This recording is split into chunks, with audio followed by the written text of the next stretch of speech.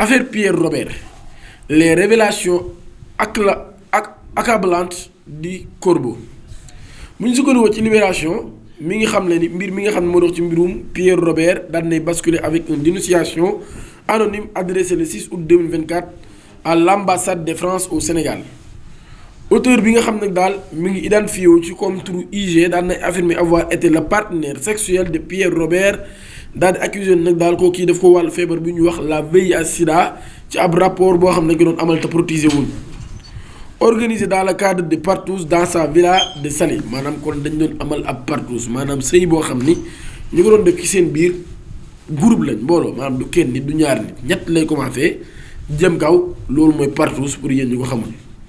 ci témoignage yi nga xam nag daal journal bi daan na ko jëlaat IG daal livré ay éléments particulièrement graves daal di évoqué ay messages ak ay échanges dans lesquels Pierre Robert moom mii di ko doon proposé ngir mu recruter ay majeurs homosexuels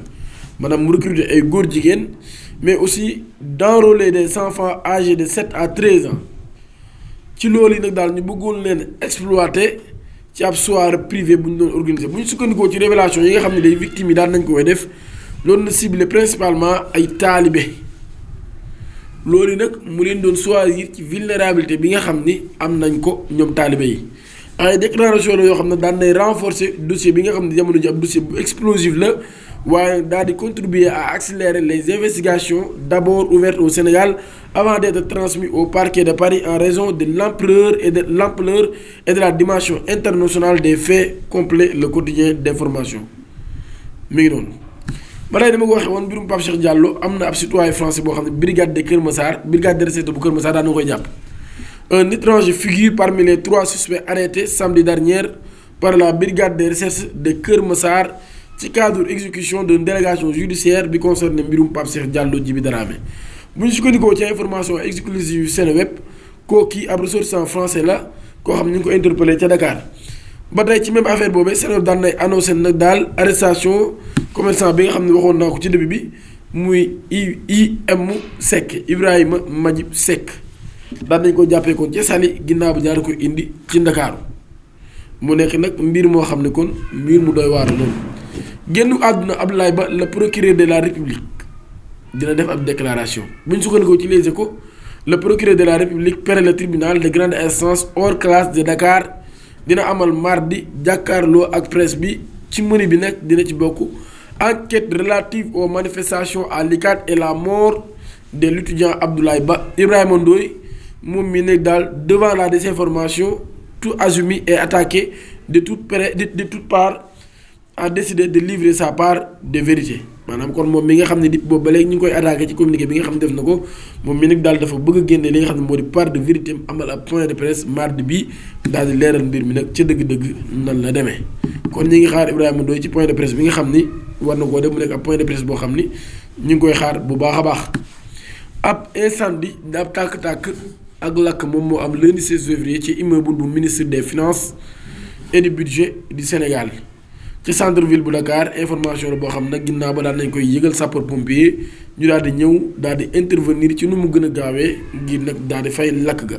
bu ñu sukkandikoo ci li nga xam ne nag moo di information yu ñu jot les causes yu incendie yooyu nag ba tey nekk na loo xam ni kenn xamagu ko. dans le cadre de la mission sécurité des douanes comme ni ma ko waxoon ci début ba daan nañ ci jàpp benn waay wala ñaar waay yoo xam seen at mi ngi toll ci 60 jàpp 62 ans. fekk nañ ci ñoom 15 kilogrammes de yamba trafic de migrants escroquerie faux et usage de faux artisanteur bii di Youssoufa Mbaye daan nay daanu moom moo wayoon Sonko mooy Jomaay de mooy Sonko jàpp nañ ko moom mi ay candidats la doon am yoo xam dañuy bëgg a voyager ñu leen doon présenté comme des membres de son orchestre maanaam kon da leen doon présenté comme ay membres yoo xam ni ñu bokk ci orchestre am lañ. le responsable de l'agence de voyage Ansar moom mi tamit daan nay bokk ci boobu lépp coup kon ñoom ñi daan na leen jàpp fi ñu koy tëjee mooy Abdou Guité Seck génnee na clip bu bees sax tuddee ko doom mu nekk ab lettre en musique waaye mur adressé à l'être aimé un rappel que le temps file et qu'il faut choisir la paix le partage et la dignité noonu yi la ko kawteef daal di bindee mu nekk kon ab son bu am solo boo xam ni Abdou Guité Seck daan na koy génnee mu tudd doom dañ ci yokkaat beneen xibaar bi nga xam ni ab agent policier la nekk victime d'une tentative de meurtre lors d'une opération nocturne ci xeex bi nga xam ne dañ koy xeex ci jëm ci wàllum délinquance urbaine commissariat divisionnaire Mamadou Tandeng chef de la sécurité régionale de sécurité publique SRSP de Dakar daan na superviser ab vaste opération coup de poing boo xam ne dañu ko def ci guddi dimanche 15 jàpp lundi 16 février 2026 ba 20h jotee jàpp 6h du matin en civil on était déployés dans les zones criminogènes de la capitale sénégalaise. ba tey ci loolee ñu wax nag daal ak coup de filet la boo xam 127 individus lañ jàpp mu bokk ci ab tentative de meurtre boo xam nag daan nay am ci ab policier boo xam ne bu ñu sukkandikoo ci source yi ñu jëlee ci Seneweb opération bi mi ngi déroulé ci ab période boo xam ni 10 heures